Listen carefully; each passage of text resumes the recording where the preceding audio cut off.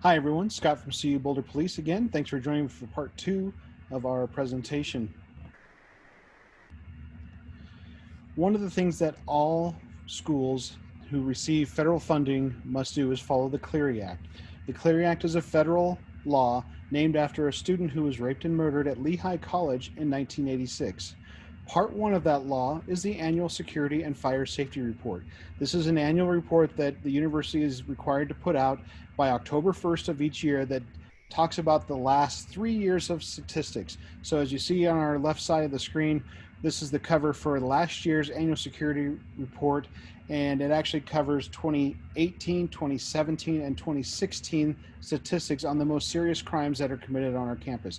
This does not list every single crime, but it does list the most serious crimes, crimes like burglary, armed robbery, all the way up to murder.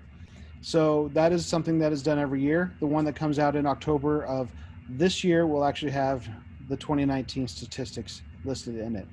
Part 2 of the Clery Act is that we are required to send timely warnings and emergency notifications when certain things are occurring on campus. I'm going to get into more detail of that here in just a few minutes, so I'm going to let that go for right now. The most common crimes that were committed on our campus in 2018 are alcohol and drug violations. And while these are not crimes against other people, and they're not typically what you think of as serious crimes, these are some of the Clery crimes that are required to be reported so that people can take a look at the types of alcohol and drug violations that each university has.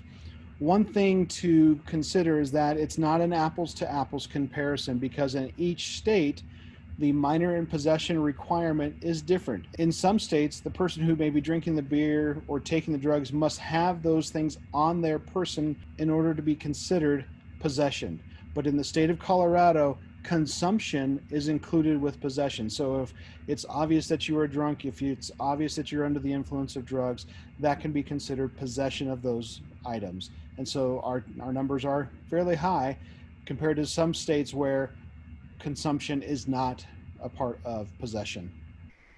You can see the entire Annual Security and Fire Safety Report at colorado.edu/Clery.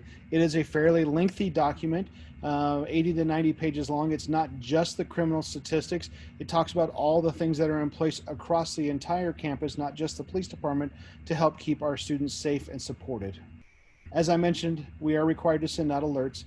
Clery calls the first alert a timely warning. We choose to call it a safety alert, and it automatically will send an email to the student's colorado.edu email address. So this is a notification to them that a certain type of crime or a Clery crime has been committed, but we don't have a suspect in that crime. So there's still what's called an ongoing threat. So if we have a Clery crime that has been committed, let's say there's been a robbery, and we know who the suspect is, or we've already made that arrest, an email will not be sent. But if we do not know who the suspect is, then students, faculty, and staff will be receiving an email about that case. The second alert that we send is an emergency notification. We call it a CU Boulder Alert. Our students, faculty, and staff will then receive an email and a text message to their registered cell phone to let them know that there is the potential for immediate harm. So if we have an active harmer on campus, if we have a fire, a chemical spill, whatever it may be, if there's an emergency where their safety is in immediate danger, they get the CU Boulder Alert. And both of these types of alerts, we do not notify parents because our main focus is notifying those who are directly impacted, our 40,000 plus students, faculty, and staff. But we do share this information on the CU Boulder Police Facebook and Twitter pages, and so you can get the information there. In our next session, we're going to talk about bicycle theft and laptop theft.